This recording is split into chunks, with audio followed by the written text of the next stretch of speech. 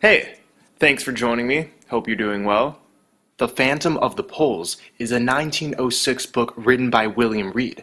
It's the collaboration of multiple polar explorers who strongly suggested that the Earth was hollow, with openings at its poles.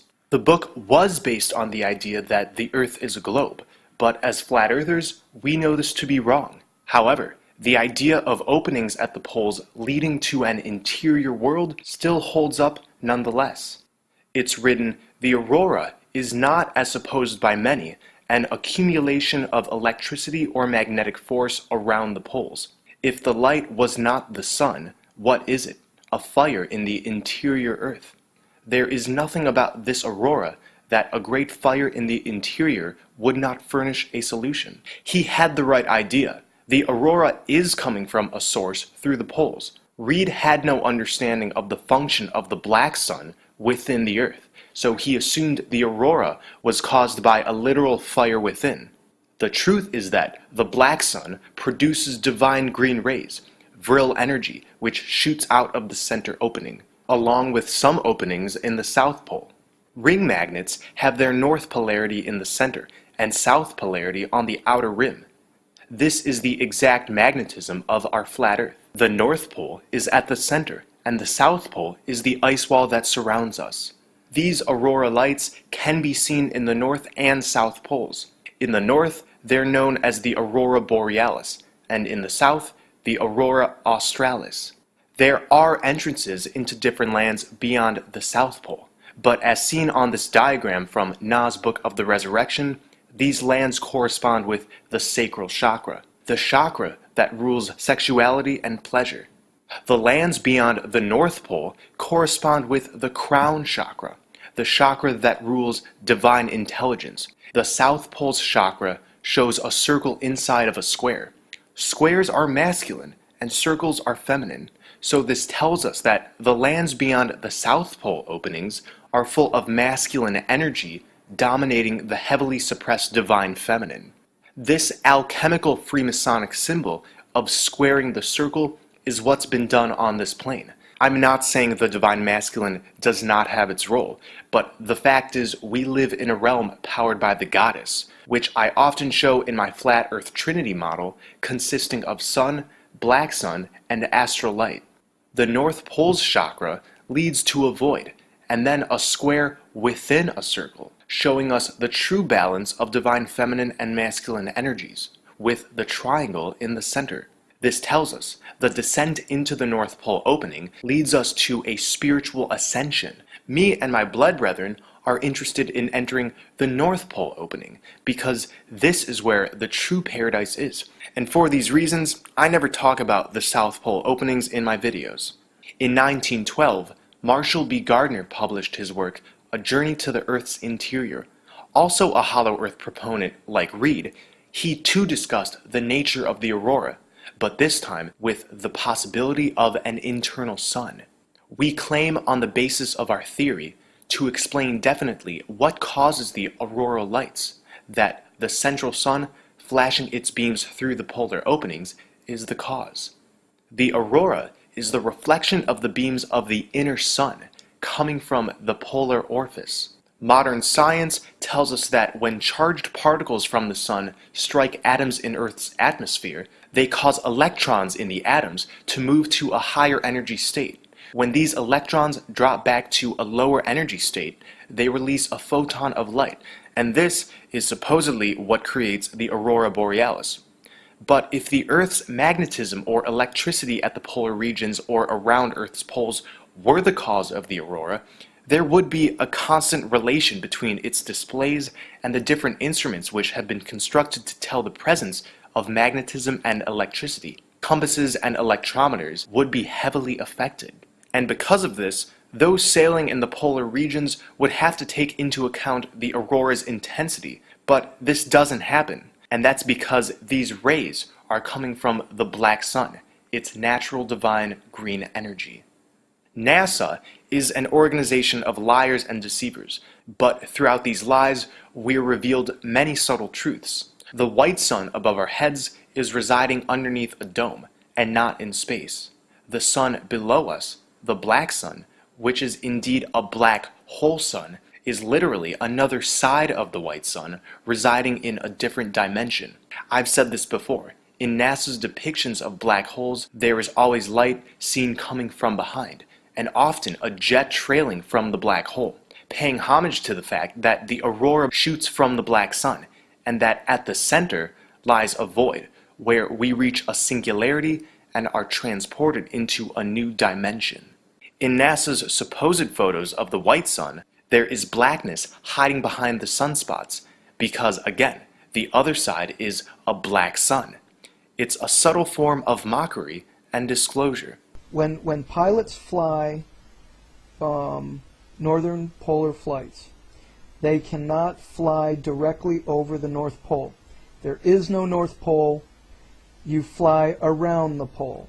Why do you fly around the pole? Because there's a big frickin' hole up there. You cannot fly over the hole. He's not making this up.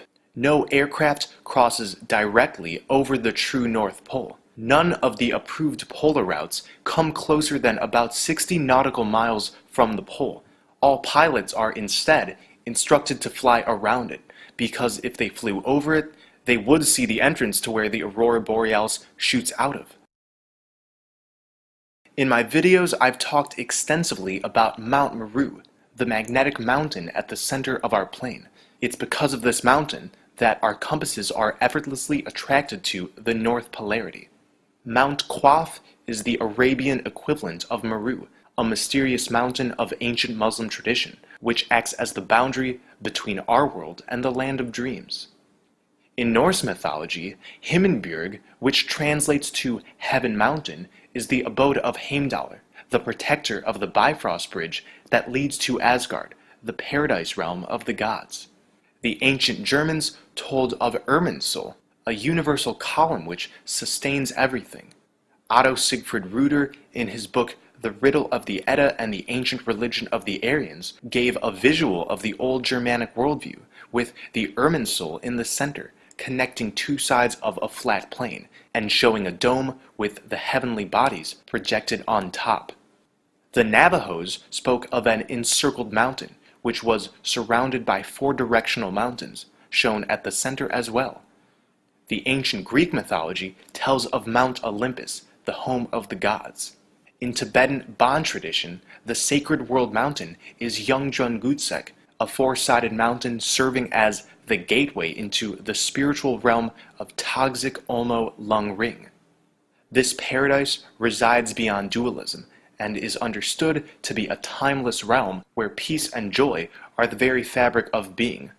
According to legend, Tagzik Olmo Lung Ring is aromatic, full of exuberant vegetation and beautiful landscapes. 4 rivers flow from Yeongjonggutsek, just like the 4 rivers that were said to flow from the Garden of Eden. In Mercator's 15th century map of a magnetic mountain at the North Pole, there are also 4 rivers diverging. In the Phoenician personification of the world mountain, the mountain carries 4 rivers that diverge from the center. And none of this is coincidence. It's all the same story over and over again. In order to access Tagzik Olmo Lung Ring, one must purify the mind and realize the non-dual state. Part of the way me and my brethren have further cleansed ourselves is through blood over intent. We are permanently aligning with the vibrations of bringing forth heaven on earth, and thus we are becoming further spiritually cleansed. This is not the only practice we are engaging in, but a very important one, that is using our sacred blood to seal our names into the book of life. In about 2 years' time, we're planning on taking this journey to the center. If you want to come with us, replicate the videos you see and publish them beside ours. Together, we are side by side. So this paradise resides beyond dualism. In this context, dualism is the belief of the great conflict between the benevolent and the malevolent. Dualism affects this part of flat earth. This is what the tree of good and evil in the Bible's text is referencing, and the fall of man. We originally came from the etheric paradise beneath us, the Garden of Eden, and over time fell from our non-dual existence. We probably came here in part to experience the limitation of duality, as a sort of spiritual tough love imposed onto ourselves. Some of us have remained here because of the trappings of duality, but fortunately, with the awakening that's going on, we're remembering our divine origins. Living here denotes living in duality, and this is inescapable. But when we take the plunge into the center vortex, we will be renewed into non-duality, and thus our higher selves will guide us in our journeys afterwards. These various cultures had so much in common, and through my videos I've revealed indefinitely that the North Pole opening near the sacred mountain is a supernatural gateway, an interdimensional bridge that connects to lands beyond. According to Greek mythology, long ago, there lived a race of godmen of striking beauty who were free from old age, illness, and conflict. They needed not kill for food, but simply ate of the fruit and nectar that flourished in their garden-like paradise. The myths say that these people lived at the connecting point of heaven and earth. These demigods lived in a state of such harmony and resonance with the laws of nature and creation that they possessed godlike abilities and lifespans, enlightened beings of great beauty who were keepers of the knowledge of the true nature of spirit. In his book, The Arctic Home in the Vedas, author L.B.G. Tilak states that evidence of a great race of light-skinned demigods can be found in ancient Hindu sacred texts known as the Vedas, and these beings were said to have spread out from the North Pole. The Aryans were autochthonous, neither in Europe nor in Central Asia, but had their original home somewhere near the North Pole. These Aryans originally lived beyond the place where the sun god Apollo would travel to each year. Once a year, Apollo was believed to go far north to visit Hyperborea, in a life of music, song, and art, and returning to Greece in the spring, in a chariot drawn by northern swans. Apollo is the late Greek personification of the sun. Again, in autumn he travels to the north, where he spends wintertime in Hyperborea. After the sun passes the autumn equinox, the sun's power starts to decline in strength. The days get shorter and shorter until it hits the winter solstice, which is December 21st, the year's shortest day. The sun is at its lowest point of power. This is also what the allegory of Jesus is, which I've explained in past videos. During the winter solstice, the sun briefly spirals in and out of the North Pole opening. In Val Valerian's Matrix series, he echoes this, saying, "The sun enters Bab Ilu, or the Gate of God, at the winter solstice, and starts on his journey northward." As I've described most recently in my video on the 8th chakra, the Bab Ilu, or Bab Elam, is synonymous with the sacred Mount Meru and the Tower of Babel. Apollo travels each year into Hyperborea, meaning the sun briefly moves into the center hole, and when it comes out, it begins its journey to the spring equinox. I want to mention that some believe Helios is the only sun god, but this is inaccurate. Apollo replaced the Titan Helios as the sun god, but the Greeks didn't delete Helios completely, but referred to both of them as the sun gods, depending on the temple and century.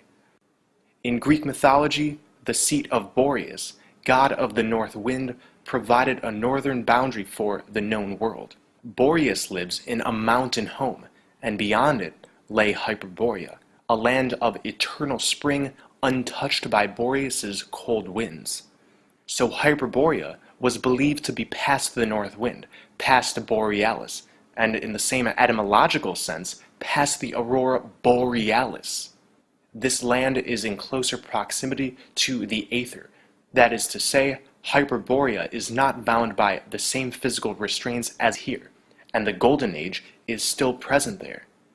Pindar wrote of Hyperborea, "Illness and wasting old age visit not this hallowed race, but far from toil and battle, they dwell secure from fate's remorseless vengeance." As I've said before, Miguel Serrano in his book El Cordón Dorado speaks of the blood memory activating in relation to Hyperborea. The initiation of Amor partially consists within the technique of the reactivation of blood memory, guiding it until being able to complete the immortal melody that provide the Hyperborean revelation to the initiated warrior.